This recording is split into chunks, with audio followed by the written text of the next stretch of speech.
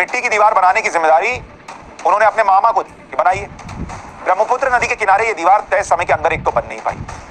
ये मुगलों के खिलाफ बनी युद्ध रणनीति में अहोम सेना की तरफ से एक बड़ी चूक। इससे नाराज होकर लचित बोरफुकन ने अपने मामा को सजा दी और उनका गला काट दिया। ये नहीं कि सिर्फ सैनिकों के लिए नियम था कि अगर फेल हो गए तो गला काट लो। मामा ने गलती की तो काट दिया गला।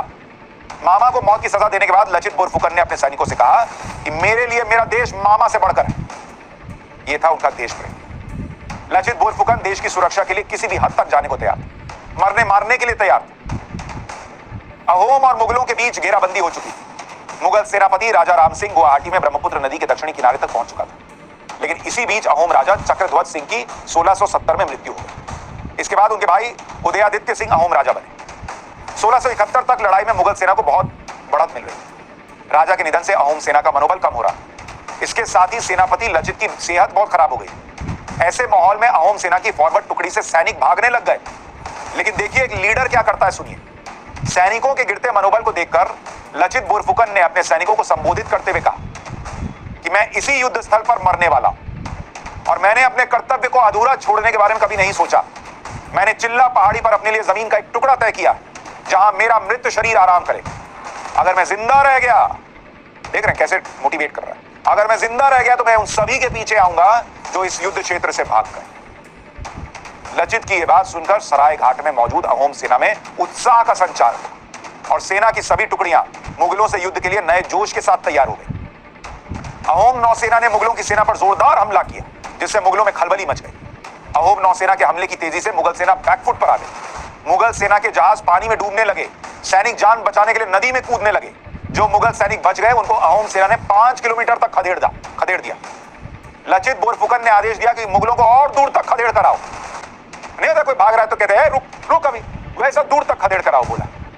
लेकिन फिर ज्योतिषियों की सलाह पर लचित बोरफुकन ने मुगलों का पीछा छोड़ दिया। जब भागो यहां से। इस युद्ध में औरंगजेब की सेना को भारी नुकसान हुआ और बुरी हार हुई। युद्ध में हार के बाद औरंगजेब के सेनापति राम सिंह प्रथम ने लचित बोरफुकन और अहोम सेना की तारीफ करते हुए कहा था कि हर अहोम सैनिक नाव चलाने, तीर चलाने, बंदूक और तोप चलाने में माहिर थे। मैंने भारत के किसी भी भाग में इस तरह की बहुमुखी प्रतिभा के धनी सैनिक नहीं देखे।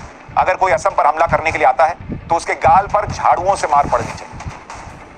राम सिंह ने यह भी कहा था कि लचित बोरफुकन कोई साधारण नायक नहीं। बोरफुकन की युद्ध कला में कोई कमी नहीं दिखाई दी। लचित बोरफुकन मुगलों की ताकत और उनकी युद्ध शैली जानते थे। लचित बोरफुकन को पता था कि मुगल सिर्फ खुले मैदान में लड़ना चाहते हैं और मुगलों की इसी कमजोरी का फायदा बोरफुकन ने उठाया।